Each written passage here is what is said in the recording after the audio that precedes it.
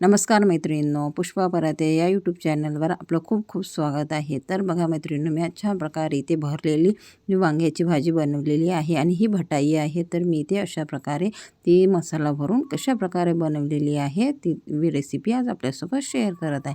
तर बघा मैत्रिणींनो, मी इथे जे वांगे मी इथे ही भटाई घेतलेली आहे आणि ही भटाई वांगा इथे मी मार्केटमधून ताजा विकत आणलेला आहे आणि ते इथे 1 ते 1.5 पाव हे भटाई वांगे आहे. तर आता इथे बघा, इथे आपल्याला इथे यामध्ये मसाला भरून ते करून घ्यायचे आहे. तर मी इथे जे भटाई आहे ते आधी चिरून घेत आहे. आता बघा, इथे मी 4 भागमध्ये ते चिरून घ्यायची आहे आणि आतमध्ये आपल्याला त्यामध्ये मसाला भरायचा आहे. तर मी इथे चाकूच्या सहाय्याने त्याचे 4 भागाने तिथे चिरून घेत आहे, जेणेकरून आतमध्ये मसाला छान प्रकारे मिक्स होणार आहे. तर बघा, अशा प्रकारे मी इथे सर्व इथे भटाई चिरून घेत आहे आणि त्यानंतर आपल्याला कांदा आणि खोबरं आणि टमाटर हे टाकून मसाला तयार करून घ्यायचा आहे. आलं लसूण पेस्ट पण त्यात ॲड करायची आहे. तर बघा इथे मैत्रिणींनो, मी छान प्रकारे हे इथे भटाई चिरून घेतलेली आहे आणि आता यामध्ये मला मसाला भरून घ्यायचा आहे. तर मी इथे मसाला इथे तयार करून घेतलेला आहे. तर मी इथे कांदा, खोबरं, टमाटर आणि आलं लसूण पेस्ट वगैरे, सांबार वगैरे सगळं टाकून यामध्ये हा मसाला तयार केलेला आहे. आता यामध्ये मी थोडं तिखट आणि थोडं हळद आणि थोडं मीठ टाकून आणि थोडं धने पावडर टाकून तो मसाला छान प्रकारे मिक्स करून घेणार आहे, जेणेकरून मीठ आणि सगळं मसाला वगैरे आतमध्ये वांग्याला छान प्रकारे लागायला पाहिजे.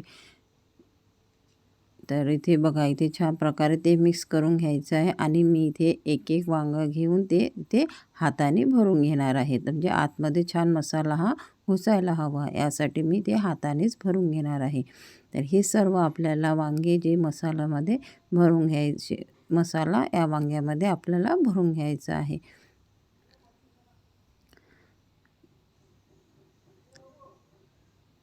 आता हे सर्व वांगे इथे माझे भरून झालेले आहे. आता मी इथे जे गॅसवर कढई ठेवलेली आहे आणि इथे बघा, हे तेल तापायला ठेवलेलं आहे. तेल छान तापलेलं आहे. आता मी एक जे भरलेले जे वांगे आहे ते यामध्ये टाकणार आहे आणि हे जे वांगे आहे आपल्याला पलटवायचे नाही आहे, तर ते एका साईडने शिजू द्यायचे आहे.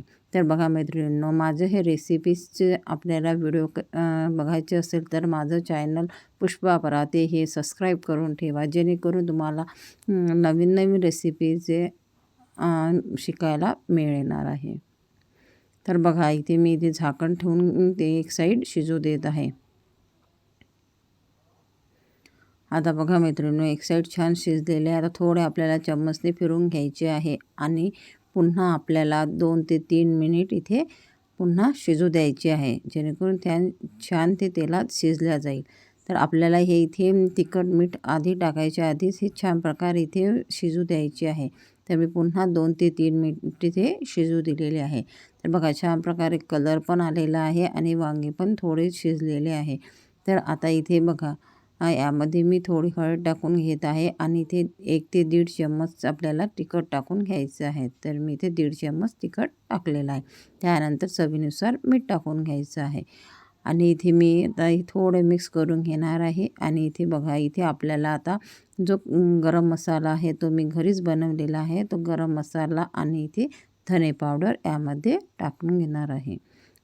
तर 1 चम्मच मी धने पावडर टाकलेला आहे आणि अर्धा ते पाऊण चम्मच मी इथे गरम मसाला टाकून घेत आहे आणि आता हे छान प्रकारे मिक्स करून घ्यायचं आहे आणि याला पुन्हा आपल्याला 2 ते 3 मिनटं छान हे जे तिखट छान मुरायला हवं, यासाठी 2 ते 3 मिनटं होऊ द्यायचं आहे.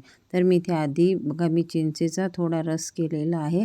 तर हा चिंचेचा रससुद्धा यामध्ये टाकून घ्यायचा आहे आणि थोडं याच्या किंचितसा गूळ पण टाकायचा आहे, जेणेकरून भाजीला स्वाद छान येईल आणि भटई एकदम छान बनणार आहे आणि कडसरसुद्धा लागणार नाही आहे.